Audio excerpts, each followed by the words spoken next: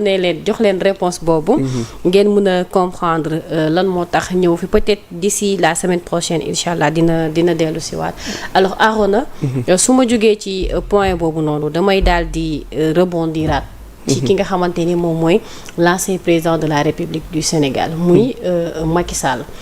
fële ca Berlin tey gis nañu discours bi nga xam ne def na ko ba mu jot jugee mu toftal ci benn poste di remercier Global Solution ci li nga xamante ne tey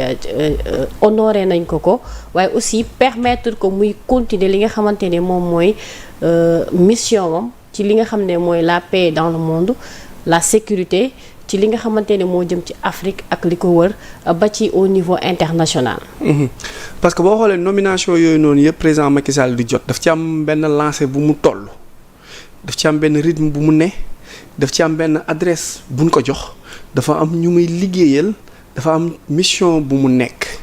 mooy waral tey succession de distinction et de nomination mu yor benn portefeuille yor benn aller-retour il est entre les deux avions. Dans tous les presque coins du monde tous les coins du monde di va et vient dafa am benn rôle bu mu nekk di jouer te du ci coobare boppam dañ ko defloo. Quand je disais que Macky Sall contrôle presque la diplomatie sénégalaise c'est parce que lui en quelque sorte il est envoyé de la Françafrique bi nga xamante ni dafa nekk ci tànku perte Afrique ak CEDEAO maintenant Macky Sall avec son carnet d'adresse sa philosophie. Son leadership, son aura ak le cran qu'il dégage, il est entre deux missions. La première, c'est renouer le cordon ombilical de l'Occident face à l'Afrique. Beneen bi mooy jouer sur sa personnalité pour aspirer revenir en 2029 par les missions yi mu réussir d'or. OK. Donc bu njëkk bi, c'est la Françafrique qui est derrière. Et on lui prête main, on lui donne force. mu nekk faire effet de lance bi nga xamante ni moom mooy jouer entre l'Occident et l'Afrique y compris l'Afrique occidentale l'Afrique subsaharienne l'Afrique française le Sénégal la CEDEAO et l'AES tubaab yi dañoo nekk ci benn pente maintenant pour se relever pour se faire il va falloir ñu étiqueter kenn jox ko les informations le matériel qu'il faut le renseignement qu'il faut les moyens qu'il faut pour mu nekk benn trait d'union entre Afrique bii di bëgg a décoller ak Europe bii bëgg a daanu moom mooy jouer le juste milieu pour faire revenir en quelque sorte il le fait pas pour son bien il le fait pas pour son intérêt il le fait pour l'intérêt d'un groupe choisi parce que tey Berlin suba Paris Mo Ibrahim les Arabes les Nigérians les Américains c'est pas quelque chose de fortuit c'est pas quelque chose de gratuit pour ñu choisir sa personne pour mu def loolu donc en géopolitique daf ci am ay moments yi nga xamante ni c'est des symboles cachés dafa am lu ñuy wax move contre move jeu d'intérêt la France qui commence à perdre sa main en Afrique occidentale dans l'AES l'or il s'appuie sur l'Algérie pour combattre le Mali il s'appuie sur l'Algérie pour alimenter le terrorisme il s'appuie sur l'Algérie pour déclencher des guerres il s'appuie sur l'Algérie pour disloquer les chaînes de l'autre côté les États-Unis reposent sur le colonel américain qui gère les affaires africaines il passe par Ouattara et Ouattara anime des coups d'État à partir de la Côte d'Ivoire pour déstabiliser Ibrahima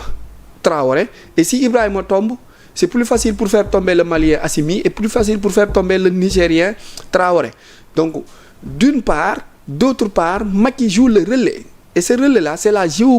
géostratégie bi nga xamante ne en termes de diplomatie des relations entre les États lui il a sa mission bi est mission top secret donc lii mu nekk di def en résumé c'est pour deux missions c'est pour non seulement jouer le trait d'union entre l'Europe l'Occident et l'Afrique qui commence à se réveiller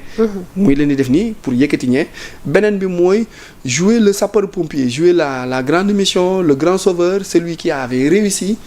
que les Sénégalais vont tant espérer son retour en 2029 pour qu'il nous sauve donc dafa nekk ci finalement est-ce que aussi nekk na loo xamante ni lu positif la par rapport à sa personne wala carrière am wala par rapport au Sénégal parce que li nga nekk di expliquer nii ñëpp d'accord nañ ni Afrique dafa war a décoller et que aussi Sénégal dafa war a décoller donc bu fekkente ni moom rôle boobu lay jouer finalement dafay participer ci loolu wala dafa contre loolu aussi pour sa personne oui portefeuille am agenda am moom crédibilité am moom aura am moom personnalité am personnage bi muy jouer ak financièrement, diplomatiquement, ainsi de suite. Pour sa propre personne, il est top. D'accord. Pour l'intérêt national, son excellence Bassirou Diomaye Diakhar Faye toog na fii, n'est-ce pas, ni Macky n'arrête pas de leur donner des coups bas. waxuma ko moom moo ko wax bi mu toogee ak ñoom may mën a no mais c'est confirmé. ok boo jëlee loolu Diomaye wax rek ça suffit largement pour vous dire que Macky gère en quelque sorte la diplomatie sénégalaise. parce que pourquoi il gère la diplomatie sénégalaise il est très difficile nag ndeysaan de faire comprendre aux Sénégalais certains dits et certains textes. Il pense que ni voilà Macky qui est président sortant, comment il peut gérer des choses yu nga xamante ni c'est l'État central qui le gère. Ba ils parviennent à certains chroniqueurs ou journalistes, à certaines personnes ils vont pas au fond de cette analyse pour xool réellement. Quand je parle de diplomatie, c'est pas la diplomatie bi nga xamante ni Mimi Touré moo ko yore wala Yacine Fall. Je parle des instances ci biti. Moom accès bi nga xamante ni mënoon na ko jouer entre l'Occident et le Sénégal mu rapprocher leen pour le bien. mais la non diplomatie externe et la diplomatie interne. interne bi maintenant même externe bi day influencer ci externe bi. parce que tey fu nu war a plaider xam nga mënuñu xëy depuis 1560 à 1960 français yi dominé jox nañu soi-disant indépendance de 1960 à aujourd'hui ñu nekk ci néocolonisation ñu bëgg xëy l'élan patriotique de Ousmane Sonko bëgg ñëw dagg chaîne yëpp. Les Français ne vont jamais accepter cela. Du coup, avec tout l'or et la richesse et les accords secrets du franc CFA, ñu bëgg xëy un bon jour faire perdre tout ba courant commencer di couper ci ñoom. Là, ils vont chercher quelqu'un. Parce que garab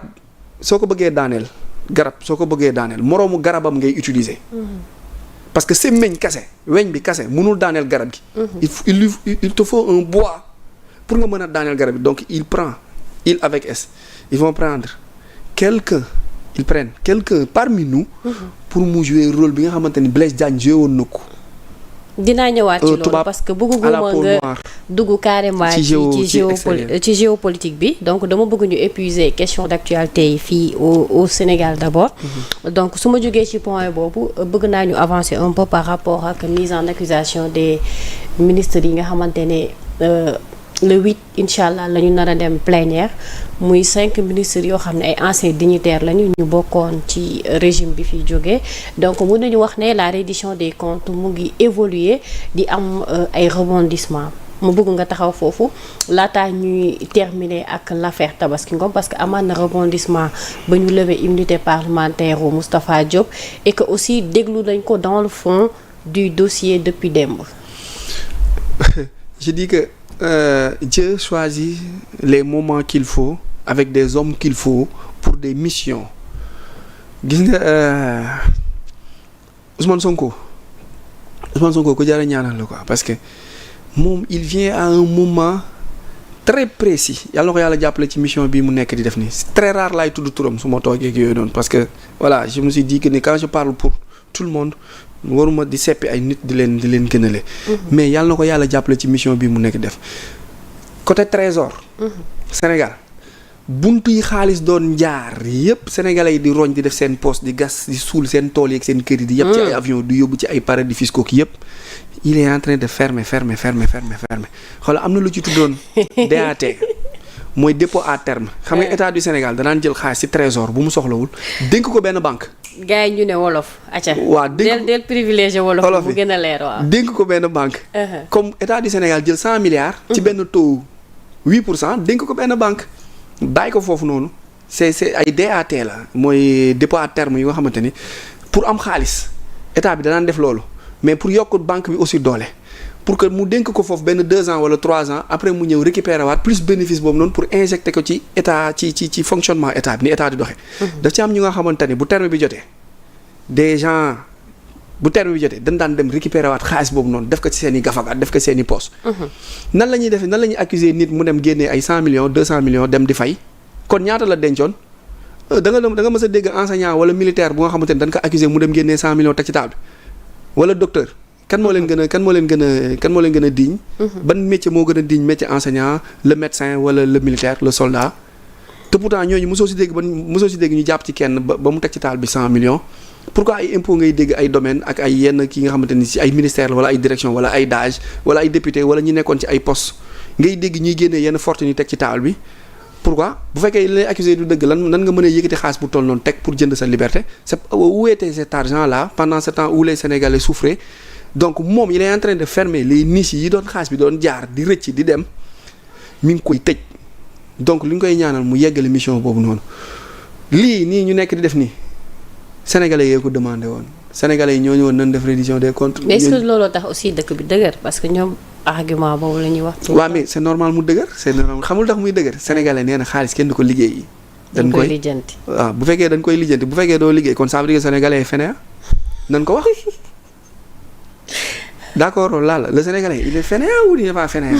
su ma nee le Sénégalais est fainéant nga gis ni kii ni la yow xamoo li ngay wax les Sénégalais se lèvent tous les jours tous les matins dans les stations dans les carrefours xale yaa ngi téye seen pelle seen marteau seen truelle taxaw di wut liggéey xale yi jigéen yaa ngi ci service de kii yi pour xool placement yi pour xool naka la leen di wutalee xëy nangam sangam les gens souffrent mais pendant ce temps dafa am un groupe am na beneen groupe bu nga xamante ni nekki wuñ fu loolu lu dul toog muy dox lépp doon leen fekk si maintenant bu fekkee ñooñu ñoo daan